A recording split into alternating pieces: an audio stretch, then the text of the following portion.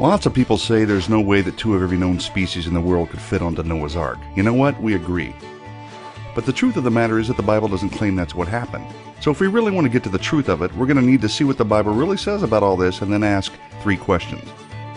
How many animals are we really talking about? How big were they? And how big was the ark? We answer those, we're closer to understanding the truth. Make sense? Good. So how many animals are we really talking about here? Well, let's jump back to move forward, shall we? Let's take a peek at day 5 of Creation Week and do a plain reading of Genesis 1 verse 21. And God created great whales and every living creature that moveth, which the waters brought forth abundantly after their kind, and every winged fowl after his kind. Jump ahead to Genesis 1:25, day 6, the same day man and woman were created, and here's what we get. And God made the beast of the earth after his kind, the cattle after their kind, and everything that creepeth upon the earth after his kind. So there you have a very clear account of the land and sea creatures created by God according to their kinds. Now, take a look at the phrase, according to their kind. What does it mean? Is it the same as species? I don't think so. It's possible that it's closer to what we call families in the typical biology class today, with some exceptions. Keep in mind that species is a man-made definition anyway. Confused? Let me explain. Let's take the dog kind, for example. We'll call the female dog taken on the ark Bingo, because that's the name of my first dog. Okay, from Bingo and her mate, you can get the various species of coyote, wolf, and even domestic dogs like the border collie, Great Dane, poodle, and so on. You get it? The different species we have now could have easily been generated after the flood from the information already present within the parent kind. So kind isn't the same as species at all. And a plain reading of the Bible teaches that Noah only had to take the representatives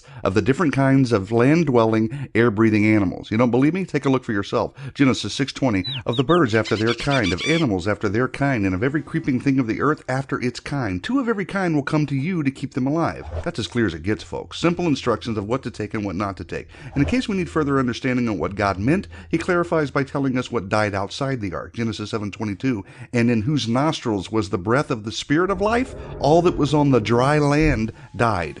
Okay, so he's not talking about any sea creatures being on the ark. Not the tiniest seahorse or the largest whale, because the last time we checked, they weren't swimming around on dry land. He's also not talking about plant life or single-celled organisms or bacteria. No, only things that have the breath of life in its nostrils and are on dry land. That's great, you say. But how many original kinds of land-dwelling, air-breathing creatures are on the ark? Well, to be quite honest, we weren't there, and I don't have the time for each and every detail. But one leading ark researcher did a whole bunch of calculations and was very generous with the numbers he used.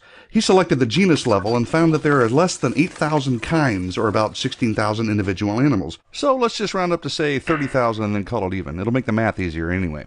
Could 30,000 animals fit on the ark described in Genesis? That's a good question. Glad you asked. To answer it, we have to take a look at 2 more things. The size of the average animal and the size of the ark. Make sense? Of course it does. Moving on. We can't list every animal, but we've got things from the various bird kinds to the elephant kind, from the various dinosaur kinds to the smallest mammal kinds, and so on and so on and so on. So you take all the young adult animals, because nothing says the animals had to be the oldest and biggest, and you look at all the various sizes we know of today, even from the fossil record, and you do some calculating, you come to the conclusion that the average size of the land animal is actually smaller than a sheep. But let's just use a sheep as the average size for the sake of argument. So now we got the size of the average animal, a sheep, and we have the maximum number of sheep, 30,000. So are we going to need a bigger boat? Well, let's see how big it really was and if 30,000 sheep could fit on it.